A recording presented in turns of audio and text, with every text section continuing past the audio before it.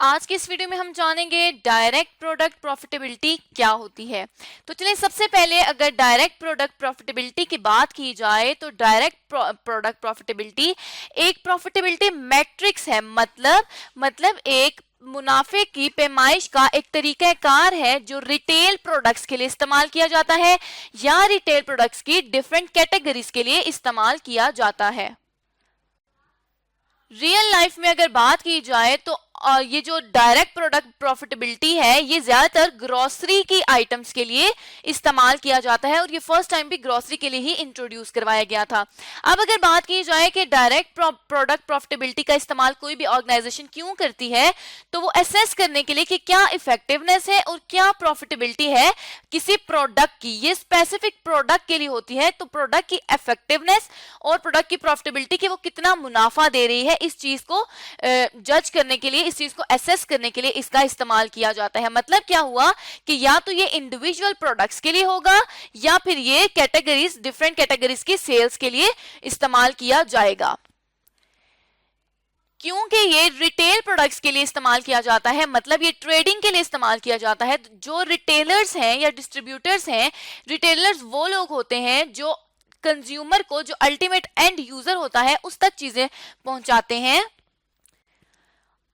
और डिस्ट्रीब्यूटर्स वो लोग होते हैं जो बल्क में चीजें खरीद कर तो आगे रिटेलर्स को या जो होलसेलर्स होते हैं उनको देते हैं। वो बेटर डिसीजन ले सकते हैं प्रोडक्ट के मुतालिक कि क्या उनको प्रोडक्ट डिसकंटिन्यू कर देनी चाहिए या उस प्रोडक्ट को बेचना उन्हें कंटिन्यू रखना चाहिए।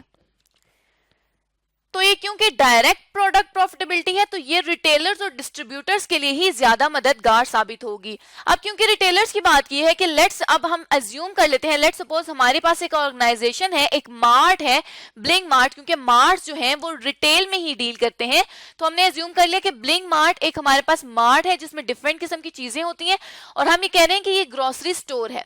अब ये ग्रोसरी स्टोर है और हमने अज्यूम कर लिया कि इस ग्रोसरी स्टोर में जो ज्यादा बिकने वाली चीजें हैं वो ये 3 चीजें बिकती हैं।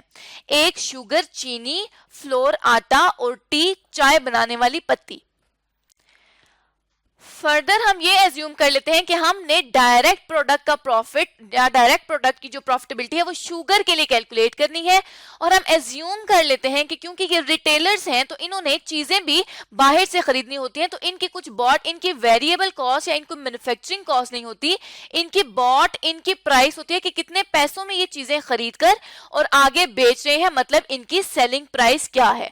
तो हम एज्यूम कर लेते हैं कि जो जितने में ये शुगर खरीदता है, लेट्स सपोज कि ये 1000 रुपए की शुगर खरीदता है, 1000 रुपए का एक शुगर का पैकेट खरीदता है जिसमें 5 kg चीनी होती है, और ये जो बेचता है शुगर को, ये 1200 रुपए की शुगर बेचता है बाहर मार्केट में, और इसमें 5 किलो ही चीनी होती है। जो 1000 रुपए का पैकेट आया है ये 1200 रुपए का अपने मार्ट में, ब्लिंग मार्ट में सेल कर रहा है शुगर को। अब जो हमारा कंसर्न है कि हमने डायरेक्ट प्रोडक्ट का प्रॉफिट कैलकुलेट करना है कि सिर्फ शुगर जो है वो ब्लिंग मार्ट को कितना प्रॉफिट दे रही है। तो इसको कैलकुलेट करने के लिए हम क्या करेंगे कि सबसे पहले, क्योंकि हमने डायरेक्ट प्रोडक्ट का प्रॉफिट निकालना है, तो सबसे पहले हम अपनी सेलिंग प्राइस को देख लेंगे कि सेलिंग प्राइस शुगर की क्या है, और शुगर की सेलिंग प्राइस हमने एज्यूम की कि वो है 1200 रुपए। यहां पर 1200 रुपए हमने लिख दिए। अब इसमें अब जो बॉट इन की प्राइस है, मतलब इसको बेचने के लिए जो इसको कॉस्ट लगेगी, वो इसकी कॉस्ट क्या लगेगी, सिर्फ और सिर्फ ये बॉट इन की प्राइस इसमें आ जाएगी ग्रॉस मार्जिन निकालने के लिए। तो बॉट इन की जो प्राइस आएगी वो आएगी 1000 रुपए, क्योंकि बाहर से ब्लिंग मार्ट ने 1000 रुपए की चीनी परचेज की। अब इसका ग्रॉस मार्जिन निकालने के लिए ऑर्गेनाइजेशन हम क्या करेंगे, ब्लिंग मार्ट क्या करेगा, ग्रॉस मार्जिन के लिए ब्लिंग मार्ट वो सेलिंग प्राइस में से बॉट इन की प्राइस को लेस कर देगा, तो कंपनी के पास क्या आ जाएगा या मार्ट के पास क्या आ जाएगा, ग्रॉस मार्जिन। तो यहां से अब हम जब लेस कर देंगे 1000 रुपए को, तो ये ऑर्गेनाइजेशन के पास आ जाएगी 200 रुपए। मतलब अब जो ग्रॉस मार्जिन आया वो आया 200 रुपए का। ये 200 रुपए का ग्रॉस मार्जिन शुगर के लिए आया। अब ये तो ग्रॉस मार्जिन है, इस ग्रॉस मार्जिन में से कुछ अदर एक्सपेंसेस भी हम जब लेस करेंगे तो तब हमें पता चलेगा कि प्रॉफिट क्या है, क्योंकि प्रॉफिट जिस तरह आज तक हम कैलकुलेट करते हैं कि सेल्स में से तमाम एक्सपेंसेस को लेस करते हैं।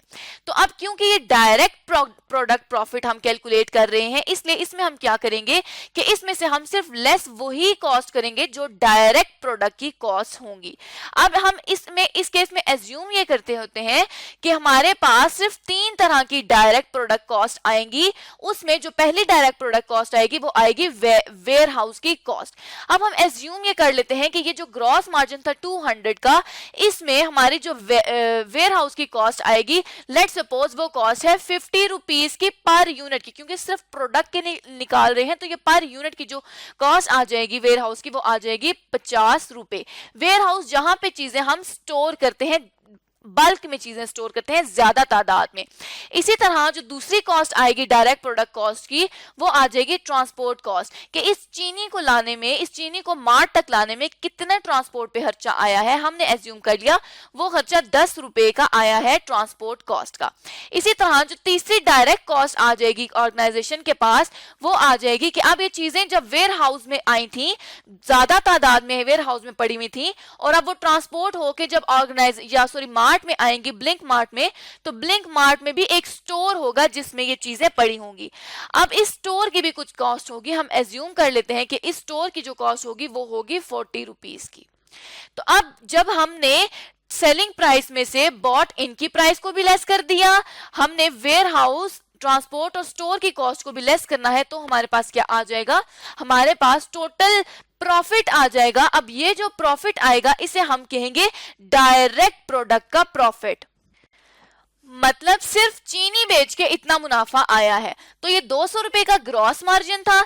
इस ग्रॉस मार्जिन में से, इस 200 रुपए में से 50, 10 और 40 को जब हमने लेस किया तो हमारे पास जो आ गया शुगर के लिए जो डायरेक्ट प्रोडक्ट का प्रॉफिट आ गया वो आ गया 100 रुपीज 100 पर यूनिट, पर पैकेट जो है, जिसमें 5 किलो चीनी थी, वो पर पैकेट 100 रुपए का मुनाफा दे रही है और ब्लिंक मार्ट को।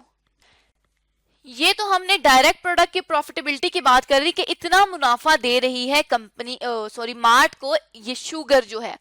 अब इसको करने से मार्ट को फायदा क्या होगा? मार्ट को ये फायदा होगा कि वो बेटर मैनेजमेंट कर सकेगी स्टोर और वेयर हाउस की। मतलब अगर वेयर हाउस में वो बहुत ज्यादा, क्योंकि बहुत बल्क में सामान रखती है, और वो स्टोर में जो है वो कम सामान रखती है, मार्ट में जो है मार्ट के स्टोर में जो है वो लो जो क्वांटिटी होती है वो पड़ी होती है, तो अब ये बेटर मैनेजमेंट कर सकती है कि कितना हम परचेज करके लाएंगे तो वेयर हाउस की जो कॉस्ट है वो कम हो सके, और कितना स्टोर में रखा जाए ताकि डिमांड भी मीट हो जाए और कॉस्ट भी जो है वो कम लगे। इसी तरह से दूसरा जो डिसीजन मेकिंग कर सकते हैं मार्ट जो ऑर्गेनाइजेशन, रिटेल ऑर्गेनाइजेशन है, जो दूसरी एडवांटेज हासिल कर सकते हैं वो ये है कि वो बेटर मर्चेंडाइजिंग डिसीजन ले सकती हैं। मतलब वो ट्रेड के लिए बेहतर डिसीजन ले सकते हैं। लेट्स सपोज कि पहले वो कराची से चीनी मंगा रहे थे, अब अगर वो इस्लामाबाद से चीनी ले लेते हैं और इस्लामाबाद में ही बेचते हैं, तो उसमें ये बेहतर ट्रेडिंग ऑप्शन ऑर्गेनाइजेशन के पास आ जाएगा कि उसने किस तरह से अपनी जो कॉस्ट है उसको रिड्यूस करना है और प्रॉफिटेबिलिटी को बेहतर करना है, तो वो बेहतर मर्चेंडाइजिंग डिसीजंस भी ले सकती है। उसके अलावा ऑर्गेनाइजेशन को एक और क्या मेन बेनिफिट हो सकता है कि जब उसको ये पता चल जाएगा कि उसकी कॉस्ट कितनी आ रही है, प्रोडक्ट से प्रॉफिट कितना वो जनरेट कर रहा है, तो बेटर प्राइसिंग डिसीजन वो ले सकेगा। अब जिस हमने बात की थी कि 100 रुपए का उसे मुनाफा आ रहा था अगर वो 1200 रुपए का बेचे, अब अगर वो 1300 रुपए का बेचता है तो उसको प्रॉफिट कितने का आ जाएगा? 200 का प्रॉफिट आ जाएगा। जब 1300 में से हम तमाम कॉस्ट को लेस करेंगे तो वो 200 आ जाएगा। तो ये वो डिसीजन खुद ले सकते हैं कि अगर 1300 रुपए भी लोग एग्री हैं कि वो चीजें इस चीनी को खरीदेंगे, तो फिर क्या वो प्राइसिंग के लिए क्या डिसीजन लेगा? ऑर्गेनाइजेशन या मार्ट या जो मर्चेंडाइजर्स हैं, जो तिजारत करते हैं लोग, वो इसके मुतालिक बेहतर डिसीजन ले सकते हैं, बेहतर फैसला भी कर सकते हैं। तो इस तरह से आज के इस वीडियो में हमने जाना कि डायरेक्ट प्रोडक्ट प्रॉफिटेबिलिटी क्या होती है और ऑर्गेनाइजेशंस जो है वो डायरेक्ट प्रोडक्ट प्रॉफिटेबिलिटी को क्यों इस्तेमाल करती हैं और किस तरह के ऑर्गेनाइजेशन में डायरेक्ट प्रोडक्ट प्रॉफिटेबिलिटी का इस्तेमाल होता है।